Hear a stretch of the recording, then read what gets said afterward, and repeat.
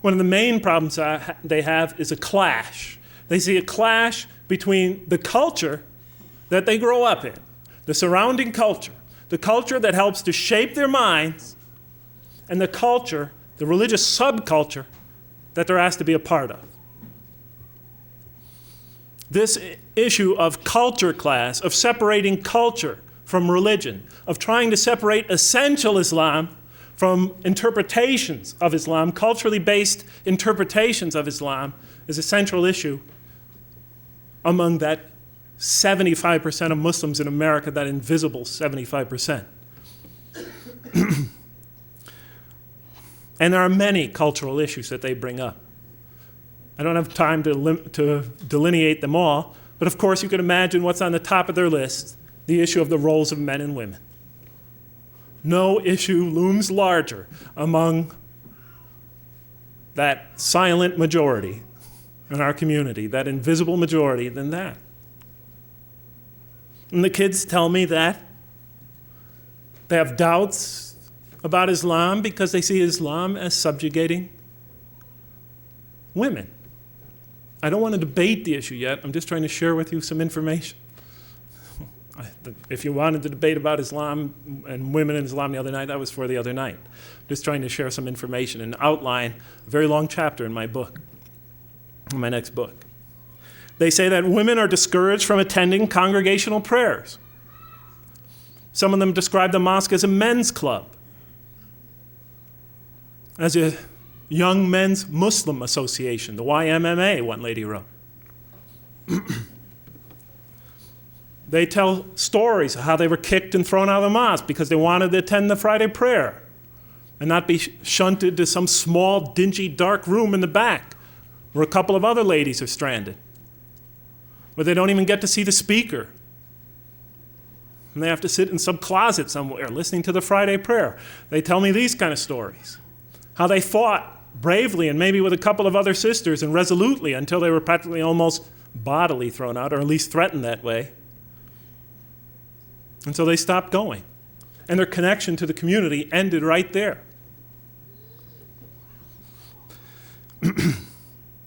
I remember when I was back in San Francisco, we had 4 young lady converts. They all converted around the same time. I have no idea why.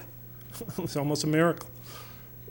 4 students, female students, converting to the religion. They almost did it as a team. They needed to sort of support each other, to give each other courage, to give it a shot.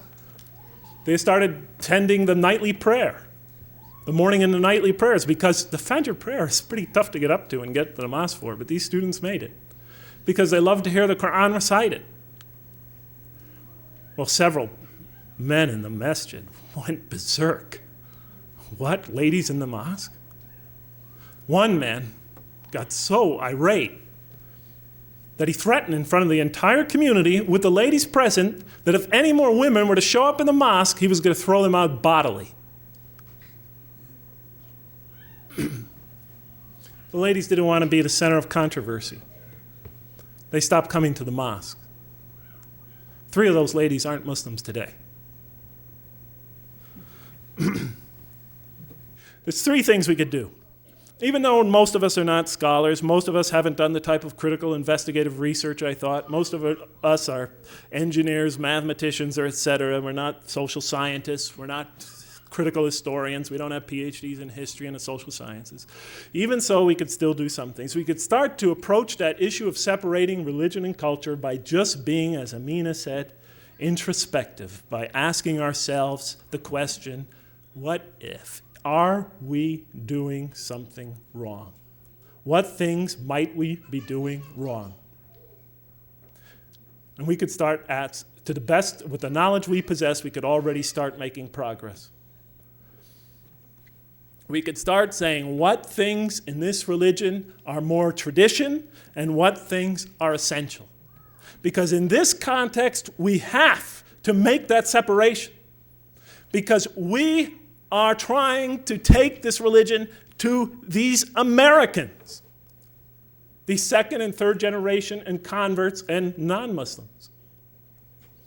And when we do that, we don't want to burden them with a lot of extra things.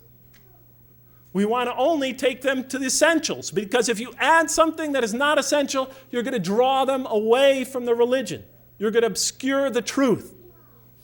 So for example, here's just a very simple example. I talked about the seclusion of women that exist in many Muslim communities, especially their denial of the ability to attend the prayer on the same floor with the men, as they do, for example, in Mecca and Medina. Let us take that issue, brothers and sisters. Let us just say, hypothetically, that even though that might be a viable cultural interpretation in another country, let us say that that is not, strictly speaking, essential to the religion.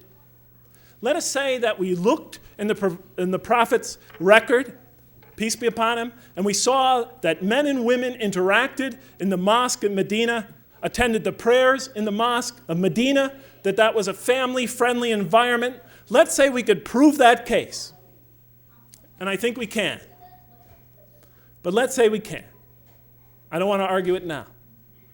But let's say this seclusion practice that is being practiced in our community is not really necessary, essential to the religion.